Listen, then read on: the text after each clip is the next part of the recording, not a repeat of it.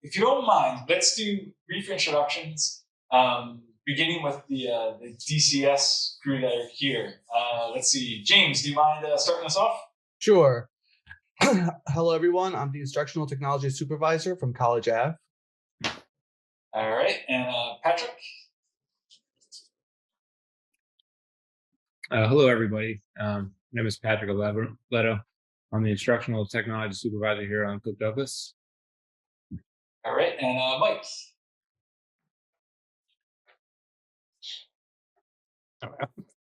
I'm Michael Boker, one of the help desk supervisors, but primarily I'm here at night. So if you're anywhere after like 3 o'clock, you'd probably be dealing with that. All right. And I always hate putting anyone on the spot, but I wouldn't mind if those of you attending on Zoom, if you wouldn't mind just kind of introducing yourselves and letting us know what brings you here today, because it will just make it easier for me to tailor this to what you're interested in. Anita, since I know you, do you mind going first?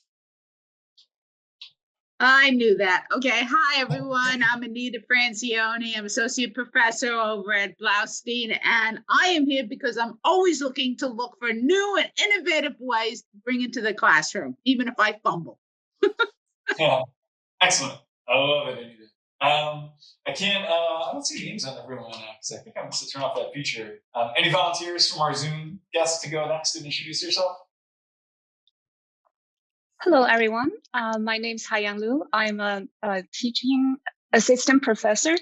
In the past semester, and also actually in the past 2 semesters, I saw more and more students have been missing classes more often, obviously. And I wanted to know how to record my in-class lectures for them to watch after class. So that's the main reason I'm here. Thank you. Okay, great, thanks. Anyone else?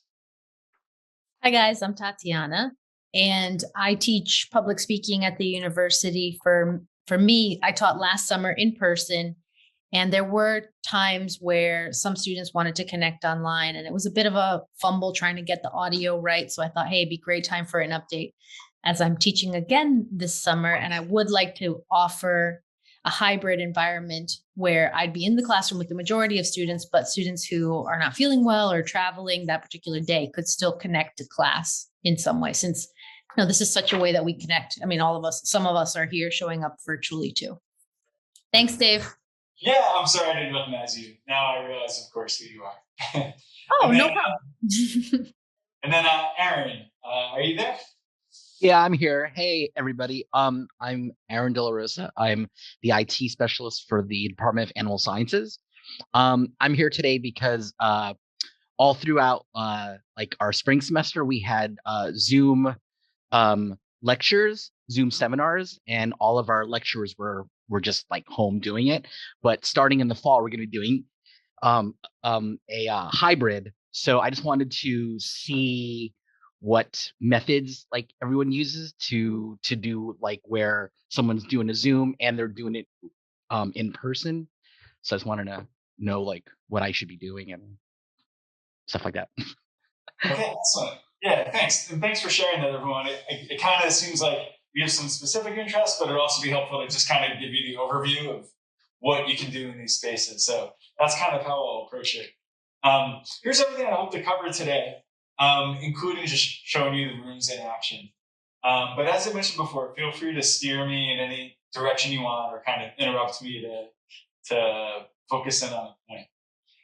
Let me do a little bit of terminology at the start, just so as I'm throwing around these words, you kind of have some idea of what I'm talking about. So we use the term converged learning for any class where there's students in the room and online at the same time.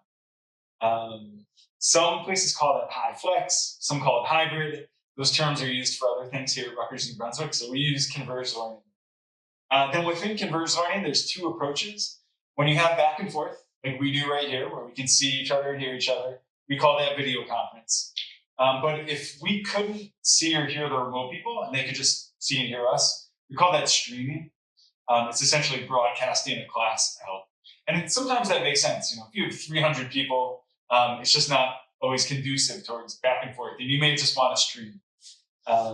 we'll focus on video conference today. Within converged learning, there's typically two scenarios that we have been supporting at Rutgers, especially during the pandemic. The first one is it's an in-person class, but some students can't make it because they have to isolate, quarantine, for whatever reason. And so you want to provide a way for them to join. The second scenario is that the class meets in person, but the instructor can't be there. In 99% of these cases, we encourage faculty to just host their class online. Don't make anyone come to the class. But there are some unique situations in which instructors do opt to have their students come to class, and then they appear on the big screen and teach remotely. I'm really going to focus on scenario one today because I think that's usually the one that interests everybody. But I'll be happy to talk about scenario two if people are interested in it. So here's a little bit about the technology that is required to do these different forms of video conference or lecture capture. And know that when I say lecture capture, I'm essentially talking about recording. So the first thing you need to do recording and video conference with our approach is a computer. And every one of our classes has a computer. And you should know that while some places or schools use secondary technology to do conferencing and recording, like different hardware that exists in a closet or in a podium, we don't do that approach. We actually use the computer connected to the internet, just like you would at home or in your office. So hopefully everything I'm showing you looks really familiar. How you operate a Zoom call, how you make a Kaltura recording, it's no different if you're at home or if you're here. The main difference that I'm going to focus on today is that you're going to use the classroom cameras, the classroom microphones, and the screens instead of the one that's on your built-in computer. So when you have a computer, then you go online, you access your tools. The ones that we support are Kaltura for recording, Zoom, which we're using now, WebEx, and Big Blue Button. The second thing that you have to do conferencing and recording is a microphone. And if you want, you can stop right there and you'll end up with a video or a conference that looks like this. You're going to see a computer screen, whatever you choose to put on there, and you're going to hear the voice of the instructor. Of course, you don't have to stop there. If you add in a camera, we'll have a recording or a conference that looks like this. So now we have a video of the instructor, voice, and a computer screen. And then some of our rooms also have additional conference monitors. So those of you here in the room, if you look at the back, you'll see my conference monitor. Those of you on Zoom, if you look at the picture I'm sharing, you'll notice in the back of the room there's a monitor. And I'll demonstrate how that works in a second. So how do you know what your room has? Well, we divide all of our rooms up into 4 types. The top tier is synchronous learning spaces. That's what I'm in right now. It's got everything I just mentioned. Camera equipped spaces are the next tier down. They have everything except the big monitor. And audio and screencasting rooms just do audio and screen capture. And then we have other rooms where only have the computer, but I'll talk a little bit about how we can bring in additional equipment in those rooms. So synchronous learning spaces, we have, I believe, 15 of them now. And those are designed to capture the audio and the video of both the instructor and the students.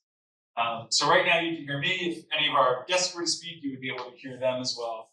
And I'll show you how I can turn these cameras around and capture them. The microphones in here are just spread out through the ceiling. So I'm not wearing anything right now. The microphones, those of you in the room, if you look up, you can see green lights occasionally. And those are microphone banks.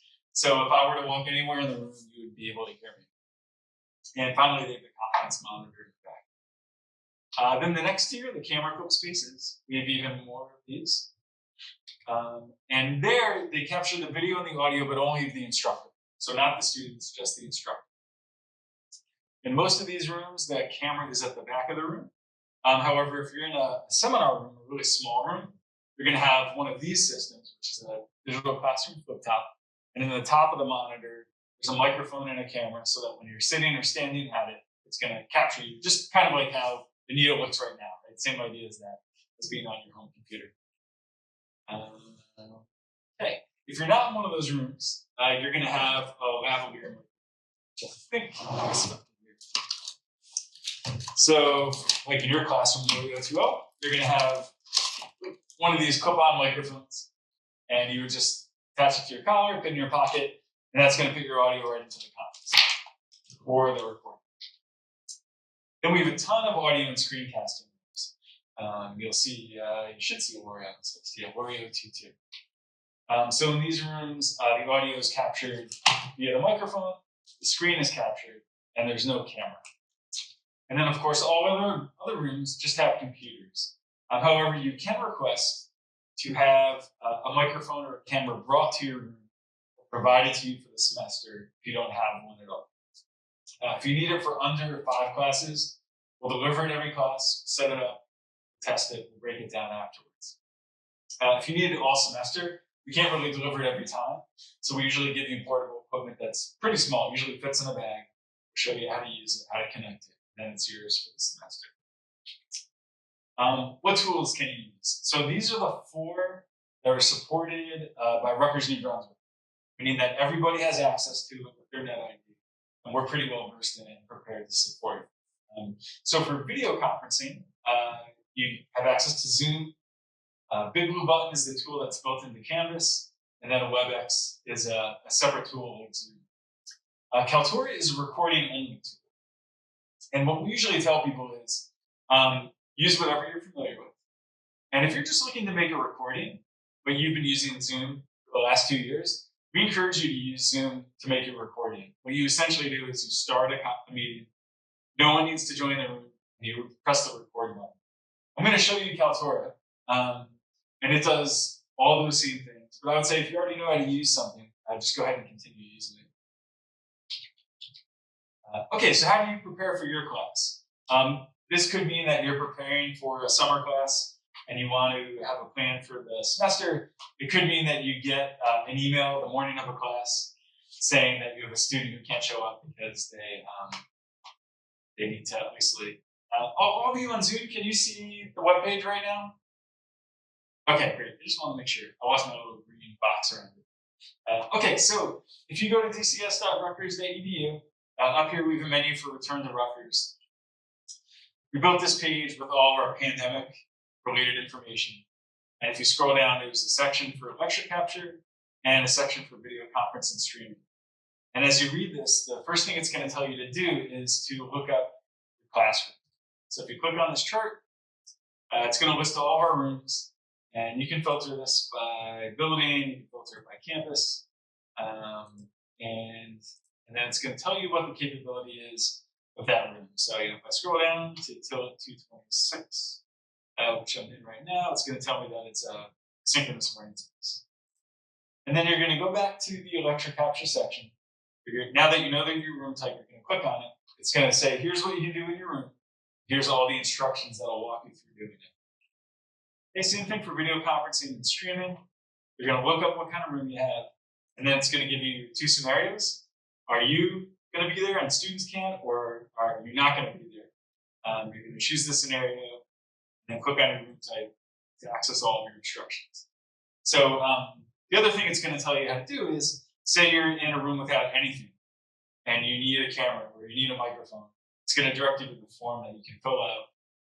You're going to tell us what you want to do, where you are, when you meet, and we're going to come back with a plan. If here's what we can give you to do this, and we'll either loan it to you or deliver it to class. So this page is intended to help you kind of plan whatever you want to do. Okay, so that's kind of what you're going to do before your class. Now I'm going to walk you through what it would be like to use one of these rooms to do a conference or record. Has everyone kind of used our system before in some form? Okay, so you're brand new to it. Okay, so when you come into our rooms, first thing you do is you log in with your net ID and password, right? And then this is going to open up. Those of you on Zoom should see it on your screen here.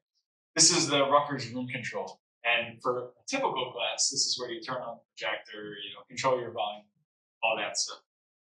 If you're in a room with cameras, you're also going to have video conference related controls.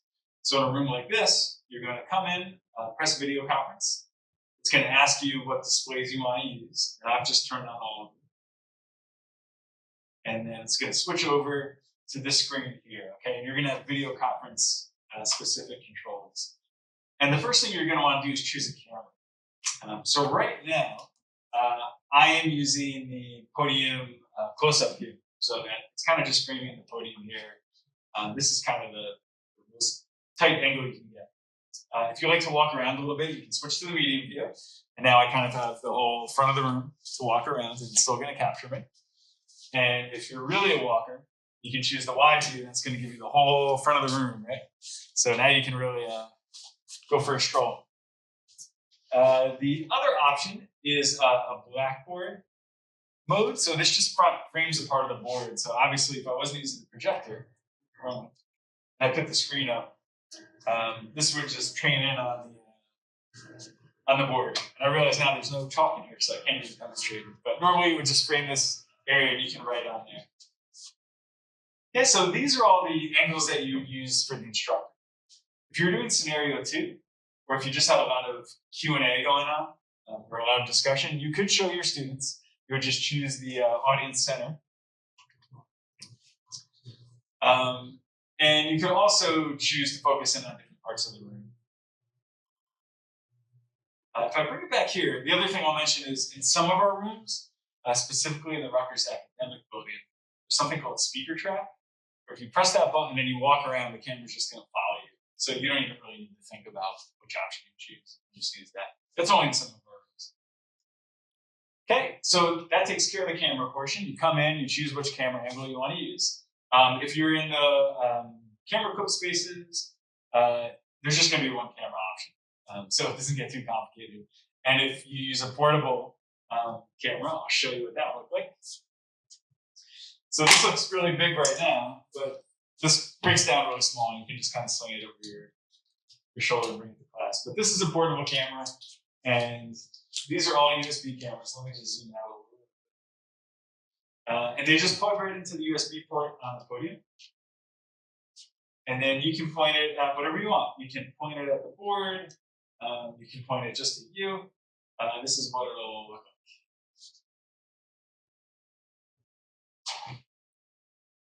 Here, try that again.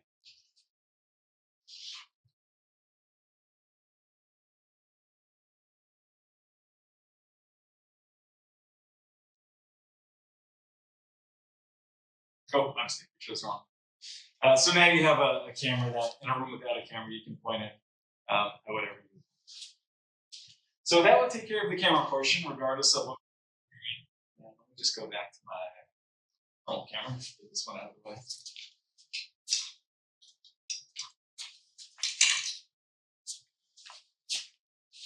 All right, so second thing you're going to need is microphone. So again, if you're in a room like this, that's already done. If you're in a room with a clip-on microphone, you're just going to put it on. You don't need to do anything else for it to go into the conference. It just automatically goes in. On the control here, you have a slider, and that just controls the volume in the room. So if you're in a big room with a lot of people, you may want to turn on the slider and raise it up and provide some amplification. But if you're only doing this to record or to conference, you don't even need to raise the slider. Just clip on the microphone and turn it on. Okay, then the final thing is the screens. So one thing that these rooms have is something called extended desktop. So right now, hopefully you can kind of see that at home. We have 2 screens up at the front. One screen is my computer screen, okay, closer to me. And on the far side is a Zoom window with all of our remote participants, okay? So on one screen, I can put up whatever I want. I can put up my PowerPoint slides, my class material. But if I want to, the students in the room can see the remote students, okay? And then at the back of the room right now, and I'm sorry I can't show those of you on Zoom, I'm looking at a monitor with all of my remote participants, okay? And the camera that is capturing me is right in front of that. So hopefully as I look at the monitor to see who's speaking or who's there, it looks like I'm looking at them, okay? All right, so these are the screens. So these are the 3 things you're gonna kind of think about. What camera setting do I wanna use? How is my voice getting captured? And what do I wanna put up on the screens? What you do after that is actually probably pretty familiar to all of you, right? So if you're using Zoom, you're gonna open Zoom, you can open up the application and access your class, or you can log in at Rutgers.zoom.us, log into your account, create a meeting, and launch it there. If you are doing Big Blue Button, you would log into Canvas. If you're doing WebEx, you would go to the Rutgers WebEx page and start your conference there. Everything else that you have already become familiar with doing is going to be the same. And if you're going to use that to make a recording, We're just going to pull up a recording there. I'll show you Kaltura real quick. So Kaltura is the recording only tool. If you're not familiar with it, you go to kaltura.rutgers.edu, you log in with your NetID, and you choose Add New. And one of the options is Kaltura Capture. And that application is installed on all our podiums. And when it first opens, it's going to look like this. And it's going to give you three options. The first one is, do you want to record your screen? You can turn it on or off. And you can choose to capture the main screen, your secondary screen, or you can choose to just select a certain area within any screen. You can just kind of trace it. The second thing is, do you want your camera on or off? Okay, you don't need to choose which camera here because we already did that. And the second is, do you want your audio on or off? You're always going to want your audio on. Once you're all set, you press the record button. It'll give you a countdown, and then it's going to start recording. So now it's capturing everything. Okay, it's putting it into a recording in the cloud. And you'll notice it going down here. I'm just going to stop. So if you're teaching your whole class, you would just let it run the whole class. Then you would hit stop. And it gives you this nice little preview of the recording we just made. And I can check and make sure that it captured everything I wanted to be captured. I can give it a name, a description, and then I can save and upload. One thing to bear in mind, if you use Kaltura, it takes about 5 minutes to upload an 80-minute recording. So if you record your whole class, just make sure you allow yourself time to upload it before you have to clear the room for the next class. Okay, and you'll notice this video already went up to the cloud. And if I were to go back to kaltura.rutgers.edu, I'll see it amongst my recordings once it finishes up. Dave, can I interrupt you? I have a question. Yeah, go ahead. Did I hear you correctly that your confidence monitor in the back of the room, you have to choose between the two screens? Like you have to choose either you view us as the Zoom room or you view what you're sharing? So you there's actually three choices, I suppose. Right now, I'm just seeing you up there. I could also just put my PowerPoint slides up there, or if you use one monitor at home, you might be familiar with this. I could have my slides with a little tiled window of my remote participants on top of it. So it's kind of up to you. Those are your three options. Yeah, does that make sense? Yeah, I'm just trying to picture it because typically I would be, when it's everybody's in person, we're seeing the confidence monitors, what we're sharing with the class. So say our slideshow, but I always connect with my own laptop because I use Apple software and Keynote, which I know that's an Apple computer too, but then the fonts don't translate over. And so I just always bring my own, connect with an HDMI cable. Okay. So I'm trying to think through if I'm in the front of the room teaching like this recording in the back of the room, then I can't necessarily see the students on Zoom if I want to use it to see my screen. So but you have to choose, right? There's no way to see it all. Well, if you're using our computer, you could view the slides with like 5 talking heads on top, like the 5 most recent people to speak, and I'll just keep switching through whoever speaks. Mm-hmm. Yeah, that's the way that you get both. Okay. Yeah, and I should also mention, I can also see these things right here on the screen in front of me. Right. If you stand behind the podium, you'll be able to see. Yeah. Which I'm the kind of speaker that moves all over the place. Yeah. Too. Yeah. Like something you wanted to add? One thing too, in regard, you had mentioned that you are using your own laptop. We have had a lot of faculty that have wanted to do that for whatever reason, and all. And what a lot of them are doing, because the one thing you have an issue with, if you want to use our system to record the Zoom, if you're at all, because it's a little quicker and you don't have to worry about wireless and things like that. You can start the Zoom meeting on the podium in the classroom. Then you can join, Dave, you were actually the one who told me this. You can join the meeting on your laptop as a guest and then share your laptop into the meeting. Yeah, that's a good point. That is a very good point. So that way you don't have to connect and you can kind of use our controls and our system for the Zoom part of it. But then you can use your laptop or tablet or any other device someone may have for the Sharing the presentation. sharing options. Yes. Okay. Yeah. Good idea. Thank you. And yeah, Aaron, I see your question in the chat. Yeah, Zoom is installed on all the classroom computers. Yeah, as is Kaltura and WebEx. All right, so the other thing that you might consider doing that I wanted to mention is that if you like to do a lot of writing for your class, so one approach is to choose the Blackboard view and then just write on the board. And we tend to find that if you just treat the camera like it's in the back of the classroom and write big enough for someone in the back of the room to see, it'll show up on the board. Sorry, I can't demonstrate without any shot. But the other thing you might want to do is use the document camera. So let me zoom out a little bit so you can see what I'm talking about. Okay, so here in the side drawer, there's something called a document camera. And if I choose on the computer this icon here with the document camera on it, it's going to open a window that will show me the camera. And if I open this up and turn it down, very dark. So now I have a camera which I can put text underneath. And I can put a document down, I can write on it, I can put handouts on it, a textbook. And because this is open on a window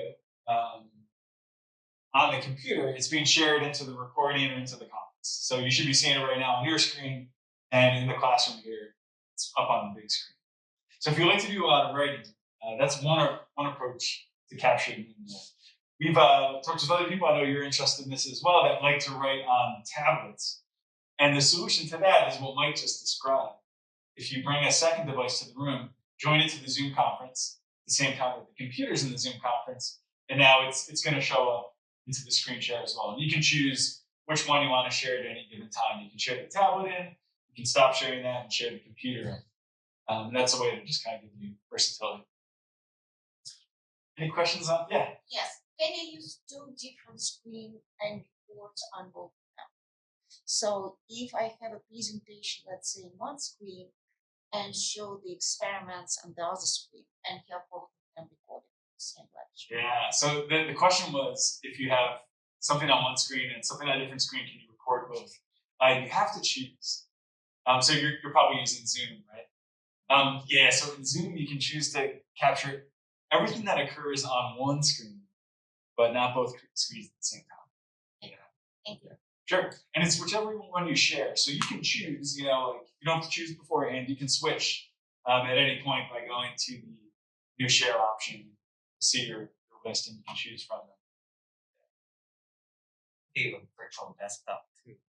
Just switch between the virtual desktops. Yeah, as long, anything that you pull up on the screen can go into the conference or the recording. So if you do virtual desktops, yeah, that would work. Any other questions? And yeah, Anita. Okay, this is a little bit slightly different. Okay. All right. So, because I figured this out, I got this. I did what Michael was saying. I brought in my laptop and set up the Zoom, and Zoom, I came in with the Zoom on my laptop and I presented. But I'm stuck because of everything that's happened. I can get speakers to speak to my class, right? Mm-hmm. However, because of all of this, it's much better for them to speak virtually. Yep. Okay, because it saves time and parking, blah, blah, blah. Okay. How do I get them? I mean, we could do Zoom, that's fine, but so I would need a camera in the room so that they could see the students. I mean, you get what I'm trying to do? Yeah. So if you want them to be able to see, hear, and ideally interact with the students, you need a camera and microphone on them. So it depends. If you're in a room that already, like this one, that already has the audience-facing camera, the ceiling microphones, you're good to go. Okay. If you're in a smallish room, like under maybe 50 people, one of our portable web cameras that's pointed at the audience is probably sufficient to cover that. And if you're somewhere between like a bigger class than that, we can give you a microphone that the students will just need to share. Yeah. You know, whoever's speaking will need to speak into it. Yeah, along with the camera. So it kind of depends on the room, but we have various ways to make that work. Okay, but it gets workable. Okay. Yeah, absolutely. Yeah. I have a question, Dave, too. I remember one of the issues I ran into when I tried this previously was sharing sound with audio and video components that I had. And when you shared the videos earlier, you mentioned, I don't know if there was audio attached to them or not. I couldn't quite hear it well. So I just wanted to double check. When we're in the room sharing our screens from whatever device, there shouldn't be any issue with sharing the audio, right? Yeah, so again, to start with, so let's just start by saying you're using the computer, right? So any audio that comes from the far side, from remote people, is going to come into the room, and you're going to hear it just like you hear it here. Where it gets a little tricky is if you introduce a second device that's in the conference, that only one device can be connected to audio at the same time. Otherwise, you're going to get a crazy feedback. Right. Okay. There was, yeah. So what we always recommend is make the podium computer the only device that's doing audio. The microphone's attached to it. It's attached to the speakers. If you have your tablet, if you're doing Zoom, do you use Zoom, Tatiana? Yes. Okay. So when you first join, it asks you, do you want to connect audio? You get like a pop-up. You say no. Close it without, don't say yes. And then that thing will just never interact with audio. And you shouldn't have any issues. Yeah, that totally will avoid the feedback. But like if you were to share anything with us right now with sound, we would be able to hear it. Yep, yeah, that's right. Not through the speakers of the room, but we would be hearing it directly through the computer. Yeah, through the share. That's right. Yeah, and it'll play in the room as well. Zoom, because Zoom is the thing that's capturing and sending the audio, it knows how to cancel itself out. When you introduce a second device, it can't fathom that, and it can't make that work. Yeah. Right. Otherwise, no problems with sharing audio. Cool. Thank you. Yeah, these are really good questions. Any other questions or anything about the demo? Because that kind of covers the actual, here's how this works in the room part. I have some other tips and stuff to talk about. That's the meat of the demo. What room are you in again, Dave? You're in 226. Until okay. Yeah. So the cameras, just this happened with exams. Sometimes you need the camera to just be a deterrent for cheating and actually even try to record stuff. Can you do that? Like, I think, if you use that, then you have to plug that in a USB in the back. So in order to point it to the students? Yeah, to see from the back. Oh, from the back. Yeah, so the question was using a camera as a deterrent during exams. So, which would mean that you have to have it at the back pointing forward. So if you're in a room like this, the presets aren't really pointed at the students. And if you want to use a portable camera, you would need a really long extension cord, which might not get you. So the very not very high tech answer is probably it's easier to do with a laptop. If you have a laptop with a camera, just put it in the back.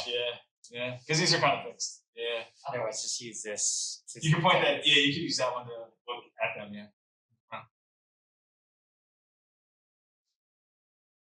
Okay, so I do have a few more pedagogic related tips or technical tips that I think are worth sharing if you're going to either record or conference. Next slides.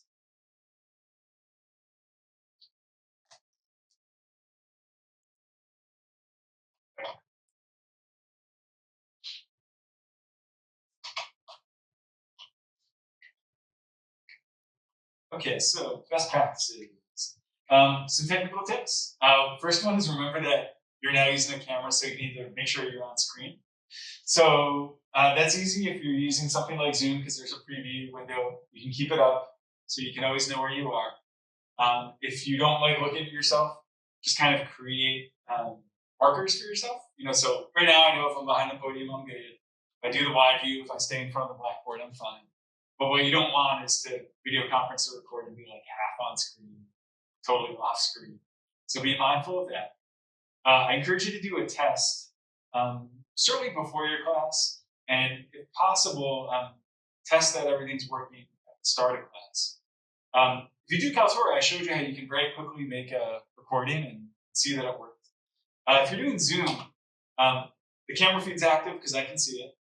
If you look, I know you can't see it on my screen, but if you look at your own screen, you'll see a little microphone icon. And when you speak, it goes green, the bar goes up. It's a very quick and easy way to confirm that you are, in fact, producing audio. And if you have remote participants, just ask someone to speak real quick at the start of class so you can make sure you can hear them okay. But those are very simple things that you don't want to find out 80 minutes later aren't working the whole time. Be aware of what audio is being captured. This is especially important in a room like this, ceiling microphones. I would tell my students, this room is fully mic'd. When I'm recording or when we're conferencing, you're going to be captured.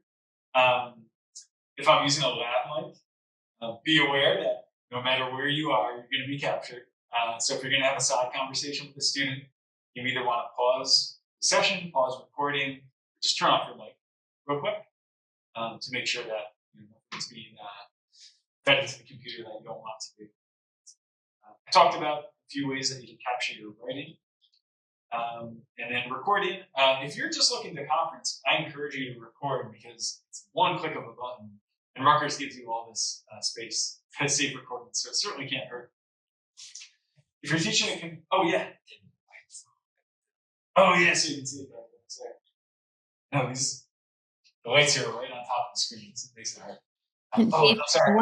I want to add one quick thing about microphones that I didn't realize until I started doing it a bit is that the clothes that you wear make an impact too. So for example, for myself, I was wearing a dress. There really was nowhere to pin the lav mic to. So just as if you are planned to do that, to plan your clothes accordingly.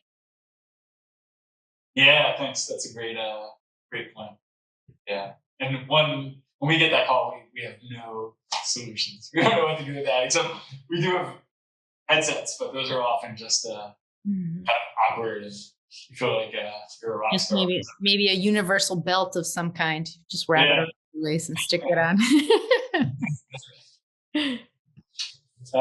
Okay, so if you're teaching a Converge course with students in the room online, some things you might want to consider that you wouldn't otherwise do is recording class, having students present.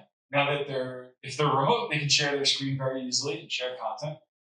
And bringing guest lectures, as Anita has done. It's kind of a nice thing that's made so much easier when you're video conferencing. How to reduce technical issues. I would give your students the connection info in advance, just so they can click on the link and make sure they can open it. You don't want to get a million emails the day of class asking for the link because it wasn't given to them already. So give it to them early. Consider holding a test class. This can either be like a 20-minute window before the first day of class, or you might say, we're just going to make our first day a test call just to make sure that everyone can figure out how to get there. 2 years into the pandemic, I think students have largely figured it out, so it's becoming less of an issue, but it can never hurt to give your students an opportunity to make sure they're good to go. Articulate how you want students to be present. So my first slide today said you can turn your camera on or off, you can turn your mic on or off. If you have a question, raise your virtual hands. However you want to do that, it's going to vary based on your class. If you have a huge class, you may want to just use the chat. I think the important thing is to tell your students how you want them to participate. Otherwise, you can expect that they won't participate at all. So just try to remove that barrier towards engagement by telling them what you expect of them. And then consider using a remote helper if you're going to video conference. That can either be a student who's attending remotely, or it can be someone in the room who has a laptop. But ask someone to tell you, hey, you're the person who's going to tell me if you can't see me, or you can't hear me, or something's wrong. Because otherwise, it's amazing how silent students will be when there's an obvious issue, and they'll just fail to chime in and let you know what's going on. And final pedagogic thing is to try to find ways to treat your remote students and your in-person students as equitably as possible. What you don't want is an in-person class where some students are just kind of watching like flies on the wall. Try to come up with ways that everyone can participate, whether it's the chat window, whether it's raising a virtual hand. You don't want to create first class and second class students. Make sure everyone can see your material. So if it's shared into the conference, make sure it's up on the screen nice and big. Try to repeat questions. As good as we try to make the microphones, students speak softly. And if you want to make sure everyone can hear, try to repeat. And then try to avoid terminology that refers to your students separately. Like one professor said, my real students and my fake students. Stuff like that is only going to make people feel very separate. You're trying to decrease that divide. Try to get your remote students to participate. I mentioned telling them how to participate. Try to just pull them early and often. On the first day of class, I recommend throwing a softball question out to your virtual online students.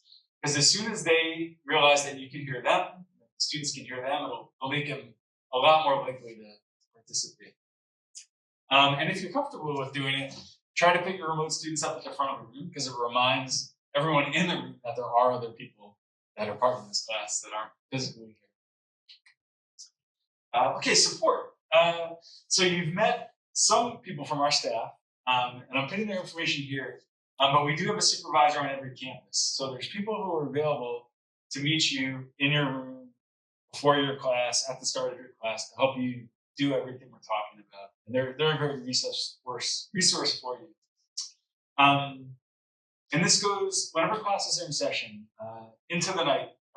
People often call us in the morning to say, hey, I had a class last night at 6 o'clock. Nothing worked. So I'm calling you now. And Mike will be the first to point out, like, call us. We're here until usually 10 o'clock at night. And happy to help. Our help desk number is the number you call when you're in the room and you're having a problem. That'll go to Mike and our other help desk staff, and they can either help you on the phone, help you remotely, or send someone over to give you a hand. And then I showed you our webpage. There's a lot of ways to access the information I've talked about today. Probably the most direct one is to just look up your classroom. And when you get there, you'll see instructions that relate to anything you can do in that room. Some other resources at Rutgers that are relevant to what we're talking about today. Teaching and learning with technology. They're great if you want to go more in depth on the pedagogy. Like what's the best way to use breakout rooms to foster group discussion? How do I add quizzes into recordings? Everything like that. TLT is great for. If you need more like technical support with your Canvas, Zoom, WebEx accounts, you can talk to it.rutgers.edu. And then some of you may belong to schools or departments that have instructional design support, and they're usually a great first place to go because they can really give you, personal service. Okay, that's my whole spiel. Are there any questions and anything that we didn't talk about? Anything you want to see that you didn't see? Yeah, question. So I don't know if I missed this. All of the podiums have Macs. Yeah. So I think in the business school you have Windows machines. Yeah, but all our computers have Macs. Yeah. How about special software? Yeah. So by default, every one of our podiums has all the software that's in the computer labs, which is quite a bit. If there's something that's not on there, we can install it if it's free, or if it's not free but you have a license for it. In some situations, we can use that on the computer. So if you contact us, we'll let you know. And if you go to our webpage, you can see a full list of the software too. Depending on what room you're in, all the software is going to be the same thing. If you just look up your classroom system and then go to the bottom, you'll see a list of software. Other questions?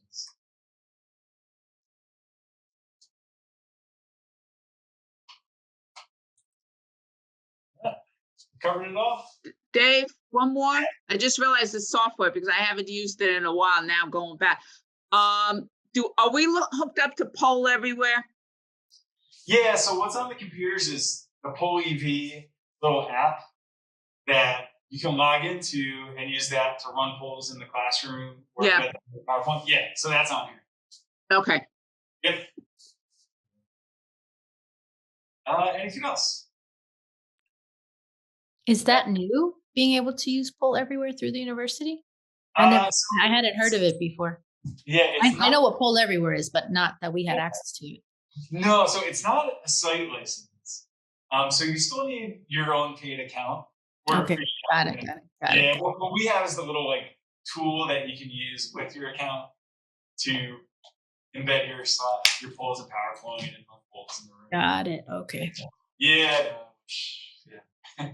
Yeah, I paid for a Kahoot account to have my own because I know we don't have that through the school either. Yeah. Dave, I guess everything is clear to me, but I have this is all awesome if we're teaching in a classroom that's equipped to do the stuff, which the majority of classrooms are not equipped to do the stuff.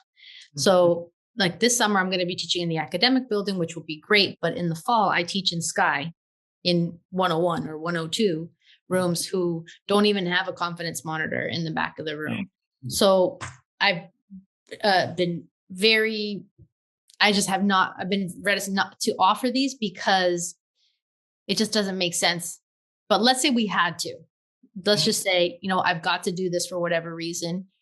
In a classroom like that, like in Sky,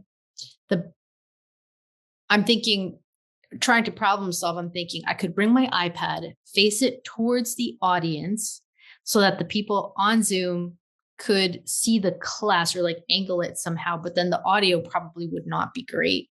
So I guess if you had to do it like that in a classroom that really didn't have the technology for the audio to capture the audience, what would be a good approach?